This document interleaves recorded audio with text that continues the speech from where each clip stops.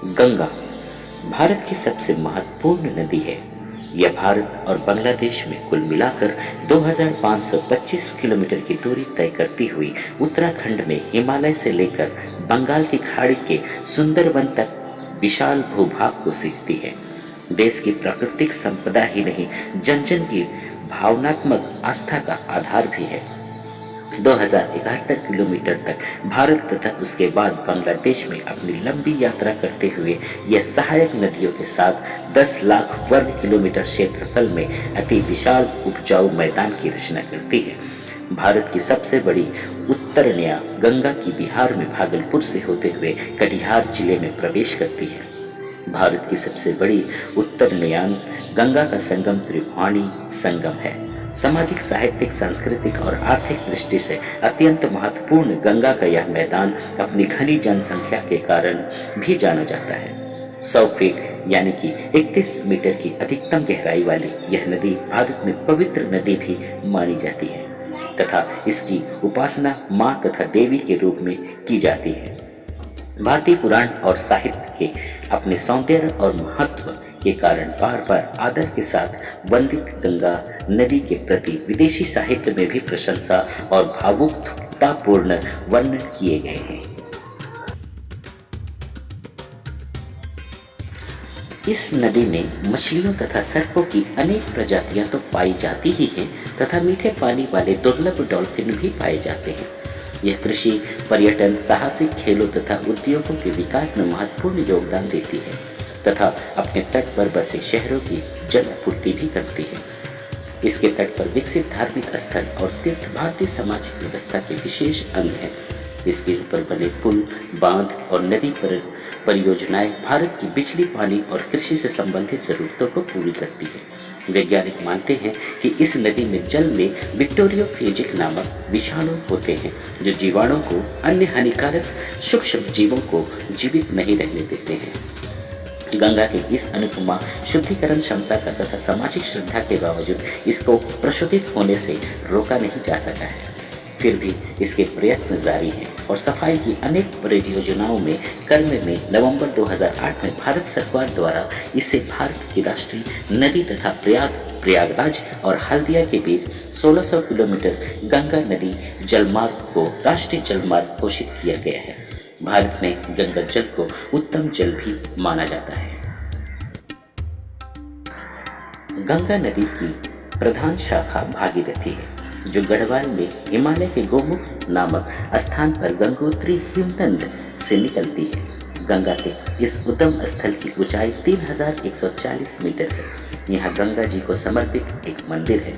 गंगोत्री तीर्थ शहर से 19 किलोमीटर उत्तर की ओर 3892 मीटर की ऊंचाई पर इस हिमनद का मुख है। यह हिमनद 25 किलोमीटर लंबा व 4 किलोमीटर चौड़ा और लगभग 40 मीटर ऊंचा है। इसी ग्लेशियर से भागीरथी एक छोटे से गुफानामा मुख पर अवतरित होती है। इसका जल स्रोत 5000 मीटर ऊंचाई पर स्थित एक घाटी है। इस घाटी का मूल पश्चिमी ढलान की संतोष पंथ की चोटियों में है। गोमुख के रास्ते में 3600 मीटर ऊंचे चीरबासा ग्राम के विशाल गोमुख हिमनद के दर्शन होते हैं। इस हिमनद में नंदा देवी, कामद पर्वत और त्रिशूल पर्वत का हिम पिघल कर आता है।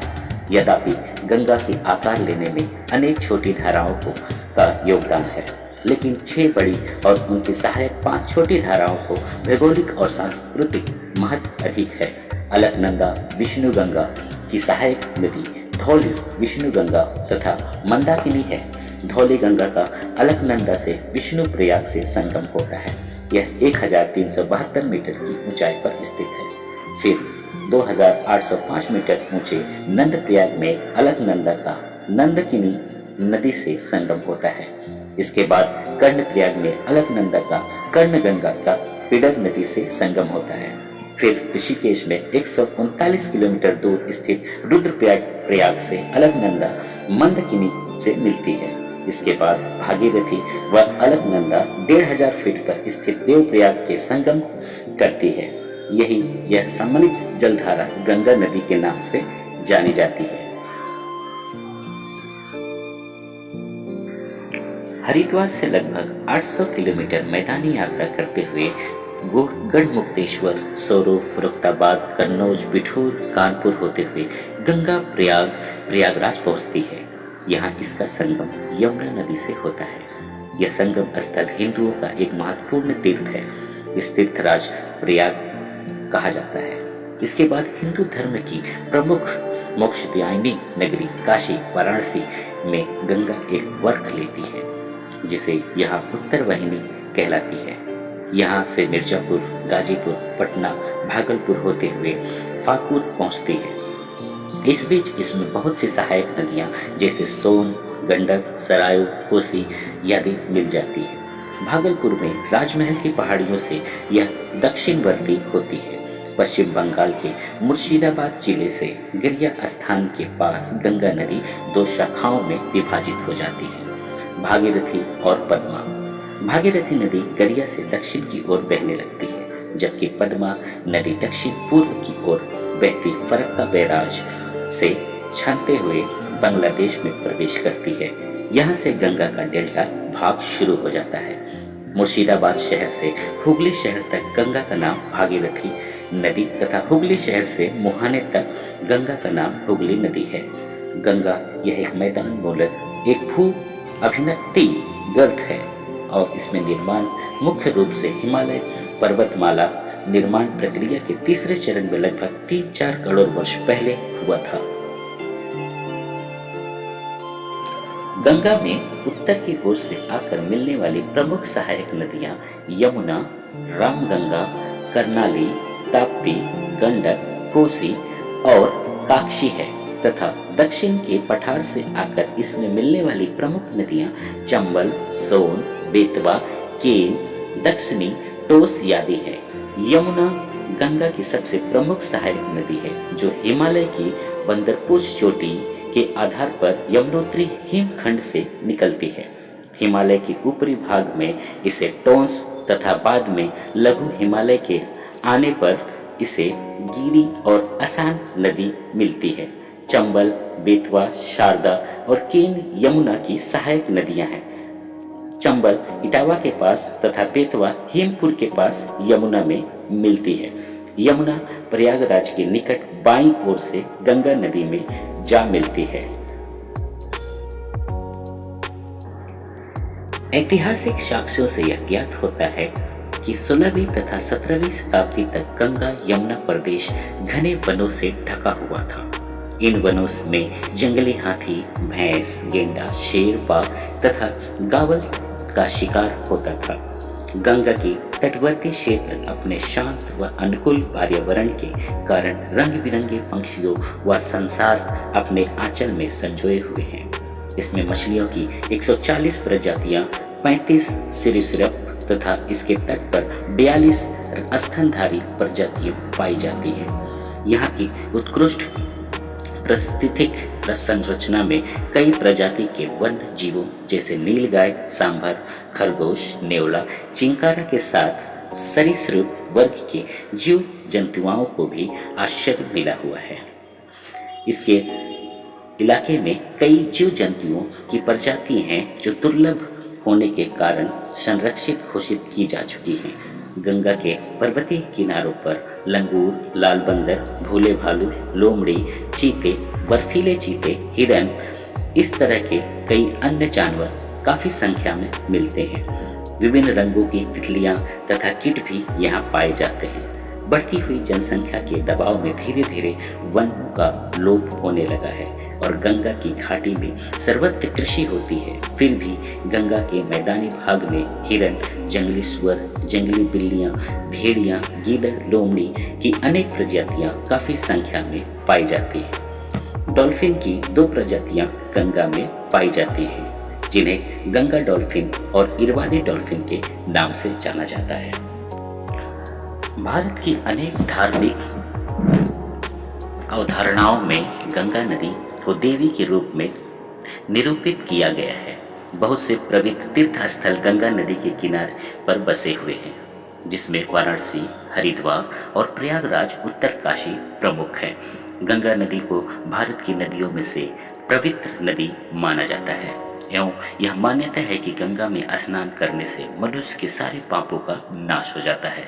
मरने के बाद लोग गंगा में राख विसर्जित करना मोक्ष प्राप्ति के लिए आवश्यक समझते हैं। यहाँ तक कि कुछ लोग गंगा के किनारे ही प्राण विसर्जन या अंतिम संस्कार की इच्छा भी रखते हैं।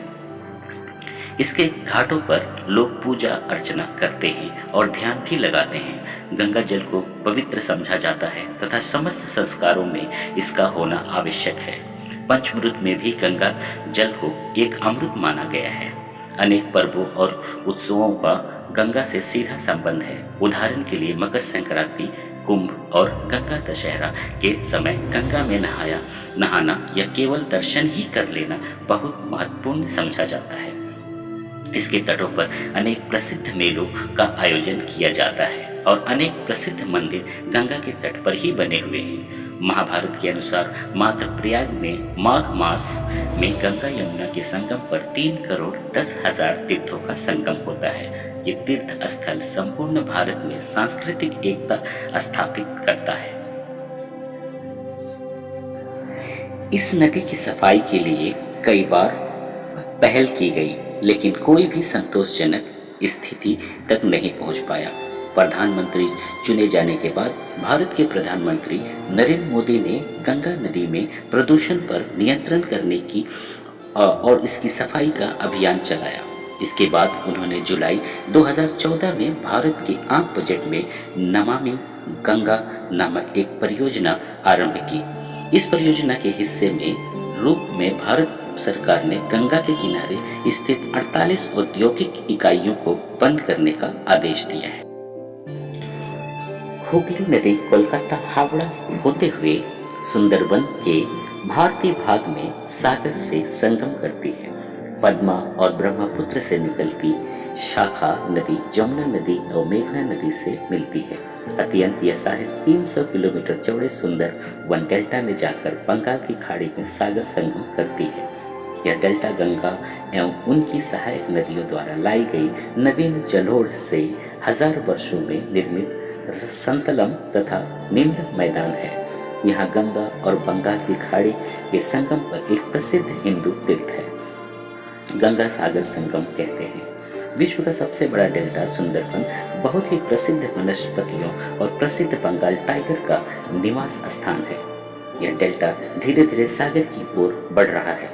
कुछ समय पहले कोलकाता सागर तट पर ही स्थित था और सागर का विस्तार राजमहल तथा सिलहट तक था, परंतु अब यह तट से 15-20 मील दूर स्थित लगभग 1,80,000 वर्ग किलोमीटर के क्षेत्र में फैला हुआ है।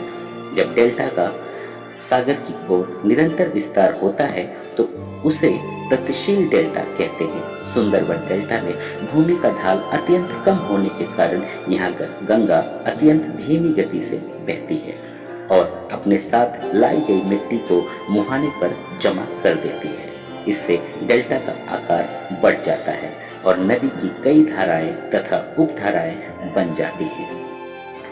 गंगा अपनी घाटियों में भारत और बांग्लादेश की कृषि आधारित अर्थ में भारी सहयोग तो करती ही है, यह अपनी सहायक नदियों सहित बहुत बड़े क्षेत्र के लिए सिंचाई के 12 मासी स्रोत भी है। इन क्षेत्रों में उगाई जाने वाली प्रधान उपज में मुख्य धान, गन्ना, दाल, तिलहन, आलू एवं गेहूं है, जो भारत की कृषि आज का महत्वपूर्ण स्रोत है। गंगा के तटीय क्षेत्रों में दलदल तथा झीलों के कारण यहाँ लेग्यूम, मिर्च, सरसों, तिल, गन्ना और जूट की बहुयात फसल होती है। नदी में मत्स्य उद्योग भी बहुत जोरों पर चलता है। गंगा नदी प्रणाली भारत की सबसे बड़ी नदी प्रणाली है।